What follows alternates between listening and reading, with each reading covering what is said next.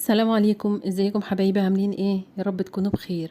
النهارده ان شاء الله هنعمل مع بعض ألذ واسرع وابسط حلا بارد بمكونات بسيطه جدا، اقتصادي وسهل وبسيط وخفيف على المعده، وكمان سكره هادي جدا لكل الناس اللي بتحب الدانت والمهلبيه والحلو اللي طعمه كريمي، هتعجبهم قوي. وكمان هنعملها بنكهتين، الكراميل والشوكولاته، ونكهتين في طبق واحد. يلا بينا نسمي الله ونبدا على طول. بس حابه قبل ما ابدا اقول لكم لو اول مره بتشوفوا القناه يا ريت تشتركوا فيها ولايك وشير اذا عجبكم الفيديو. يلا نسمي الله ونصلي على الرسول عليه الصلاه والسلام ونبدا على طول. هنحتاج للوصفه بتاعتنا كيلو من اللبن، و3 4 معالق كده من النشا، وكوبايه الا ربع من السكر، وقطعه شوكولاته خام. واللبن اللي استخدمته في الوصفه بتاعتنا هو لبن سايب عادي من عند اللبان، يعني الوصفه اقتصاديه 100%. اول حاجه هنبدا بيها هحط 4 معالق من النشا ومعلقتين من السكر ونقطتين من الفانيليا على كيلو اللبن. وطبعا هدوب ده كله على البارد، يعني ما يكونش اللبن دافي ولا سخن علشان النشا ما يكتلش. هدوب كويس لحد ما نطمن ان النشا وكمان السكر ابتدى يدوب في الحليب.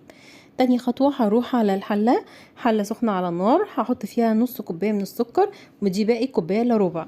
هوزعها في ارضية الحلة ومش هقلبها خالص الا لما الاحظ ان السكر ابتدى ياخد لون من الجوانب. هبتدي كده ادخل بمعلقة خشب او بسباتيولا وهقلبها علشان السكر يتكرمل كله مرة واحدة وياخد لون واحد. بعد كده هنزل عليه بمكعب صغير من الزبدة، يعني تقريبا مقدار معلقة كبيرة من الزبدة.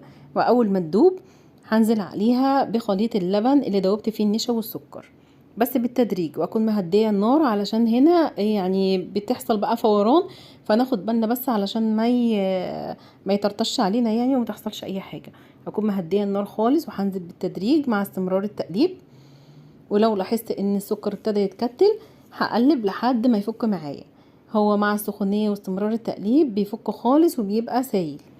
هفضل اقلب فيه لحد ما قوامه يتقل ويبتدي يلف كده ويربط معايا شويه ويبقى كريمي كده. خلاص المهلبيه بتاعتنا جاهزه.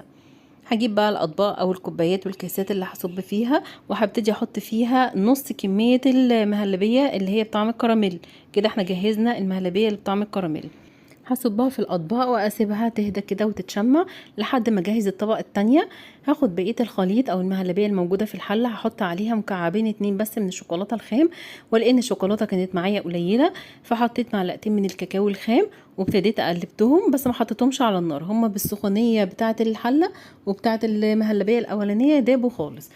بعد كده صبيتهم على الطبقه الاولانيه بتاعه الكراميل، وببتدي بالطبق الاولاني اللي انا صبيته، وبالراحه كده خالص علشان الطبقتين ما يخشوش على بعض وشكلهم يتلخبط. هزينها بقى من فوق باي حاجه عندي. انا زينتها بشوكولاته فرماسيل بني، ممكن لو عندك شوكولاته مبشوره يعني شوكولاته خام تبشري كده شويه على الوش، او شويه سوداني مطحون، او شويه مكسرات، او من غير اي حاجه خالص، هي طعمها لذيذ وشكلها لذيذ. هسيبها بقى في التلاجة تبرد كده وتمسك نفسها، وبعد ساعتين هقدمها. والكمية اللي جهزناها ما شاء الله عملت 6 اطباق حلوين يعني مليانين. ممكن لو الاطباق والكوبايات بتاعتك صغيرة شوية تعمل اكتر. طعمها حلو، بسيطة، ما خدتش وقت خالص في تجهيزها، اقتصادية، مش مكلفة، وكمان خفيفة على المعدة. والسكر اللي احنا استخدمناه هنا سكر نسبي، يعني ممكن لو بتحبي الحاجة مسكرة شوية زوديه، بس هو سكرها معقول وخفيف كده ولذيذة. وبس كده وصفتنا النهارده خلصت، يا رب تكون عجبتكم.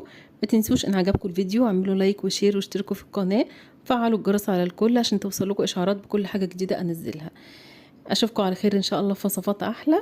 شكرا ليكم، سلام عليكم.